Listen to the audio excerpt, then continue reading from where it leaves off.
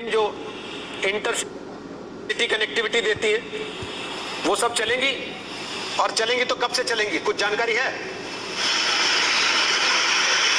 देखिए, इसमें साफ तौर पर केंद्र सरकार क्योंकि पूरे राज्यों के लिए, पूरे देश के लिए गाइडलाइन बनाती है, तो उसमें अब केंद्र की तरफ से और एनडीए में कानून नियम के तहत जो एक प्रतिबंध लगाया गया था, उस प्रतिबंध को हटा दिया गया। अब राज्य सरकारों को तय करना है कि कोविड की समस्या के बीच उसमें सोशल डिस्टेंसिंग को ध्यान में रखते हुए किस तरह से जो बसें चलेंगी इंटरस्टेट के, एक राज्य से दूसरे राज्य के बीच, और राज्यों के अंदर जो पब्लिक ट्रांसपोर्ट चलेगा। दिल्ली में जैसे अब मेट्रो को 8 जून के बाद खोलने की तैयारी होगी, उनमें किस तरह की सावधानियां होंगी ये राज्यों को तय करनी है। लेकिन अब केंद्र सरकार की तरफ से, गृह मंत्रालय की तरफ से, भारत सरकार की तरफ से जो एक तरह का प्रतिबंध था उसको हटा दिया गया। और इसी तरह से ये बात, अगर हम स्विमिंग पूल की बात करें, रेस्टोरेंट की बात करें, होटल्स की बात करें, जो भी पब्लिक संस्था उनकी बात करें, उसमें जरूर एक लाइन रोहित यहाँ पर लिखी गई है कि एक लिमिटेड नंबर का ध्यान रखना होगा कि संख्या ज्यादा ना हो। अगर रेस्टोरेंट में आप बैठे हैं उसमें किस तरह से कितने लोग अंदर बैठे होंगे, उनमें कितनी दूरी होगी, स्विमिंग पूल में कितने लोग अलाउ होंगे, जिम्नेजियम में कितने लोग अलाउ होंगे, इतने। इसके अलावा जो और पब्लिक सर्विसेज हैं जहां पर लोग इकट्ठा होते हैं, उसमें लोगों की संख्या को लेकर जब जरूर उसमें इस नई गाइडलाइन में कहा गया है। लेकिन अब एक तरह से सभी तरह की व्यापारिक गतिविधियां सहित सभी तरह के जो लोगों के रोजमर्रा के जीवन से जुड़ी हुई चीजें थी, उनको सरकार ने, केंद्र सरकार की तरफ से एक तरह से 8 जून के बाद अब 30 जून तक के बीच जो एक तरह से कहना होगा कि सांकेतिक ही लॉकडाउन रहेगा, उसके लिए सरकार ने काफी छूट दी है। जी, तो क्या अब ये माना जाए कि कंटेनमेंट जोन को छोड़कर 1 तारीख से लगभग सब खुल चुका है? स्कूल कॉलेज में वैसे भी जून के महीने में छुट्टियां रहती हैं, तो जब स्कूल खुलने का समय आएगा तब राज्य सरकारों को फैसला लेना होगा कि स्कूल, कॉलेज और शैक्षणिक संस्थान खोलने हैं या नहीं खोलने। बिल्कुल रोहित, इसको लेकर राज्य सरकारों पर ही केंद्र ने एक तरह से जिम्मेदारी डाली है। उनको हालात को देखकर तय करना है।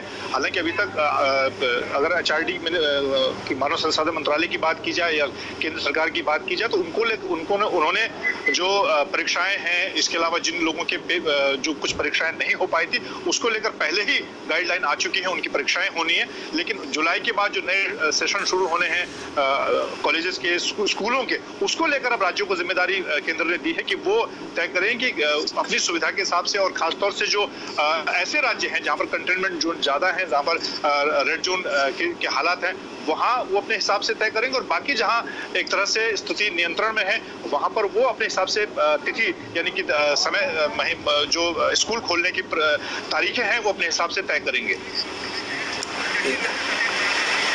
लेकिन इस सारी परिस्थिति के बीच जो बात कही गई थी कि आप एक जगह से दूसरी जगह अगर जा रहे हैं, एक राज्य से दूसरे राज्य जा रहे हैं, तो आपको क्वारंटीन रहना पड़ता था 14 दिन, 7 दिन, 10 दिन, इस तरह की शर्तें राज्यों ने रखी थी।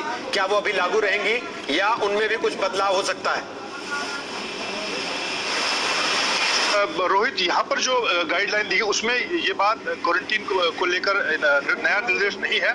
तो मुझे लगता है कि पुराना निर्देश एक बार राज्यों की तरफ से देखना होगा। लेकिन इसमें ये जरूर कहा गया कि अब किसी तरह के अलग से पास की जरूरत नहीं होगी। एक व्यक्ति जो नाइट कर्फ्यू के अलावा जो वक्त है, उसमें आराम से एक राज्य से दूसरे राज्य में, एक जिले से दूसरे जिले में जा सकेगा।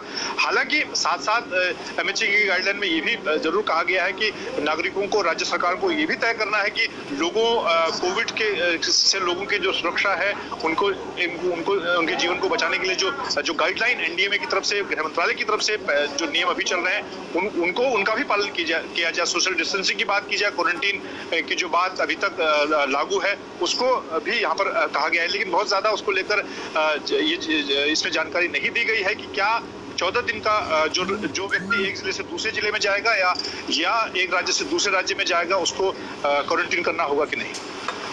सत्येंद्र चौहान हमारे सहयोगी इस समय चंडीगढ़ से आ गए हैं। मुस्तफा शेख इस वक्त हमारे सहयोगी मुंबई से आ गए हैं। मुस्तफा, राज्यों की सरकारें लगातार ये कह रही थी कि केंद्र की गाइडलाइन आ जाएगी, उसके बाद हम अपनी बात रखेंगे देश के सामने, अपने लोगों को बताएंगे कि हम क्या फैसला लेना चाहते हैं। महाराष्ट्र की मौजूदा स्थिति को देखते हुए क्या महाराष्ट्र अनलॉक 1 फेज 1 की तरफ बढ़ने को तैयार है, या मध्य प्रदेश ने जैसे ऐलान किया है कि 15 जून तक हम लॉकडाउन रखेंगे, ऐसी कोई तैयारी है महाराष्ट्र में? बिल्कुल रोहित, एक बात सही है कि अब राज्य सरकारों को एक बड़ा फैसला लेना होगा कि क्या उन्हें लॉकडाउन शुरू रखना है, क्योंकि इकोनॉमिक गतिविधियां जो है खासकर मुंबई जैसे फाइनेंशियल कैपिटल में ये एक बहुत भारी नुकसान उठा रही है।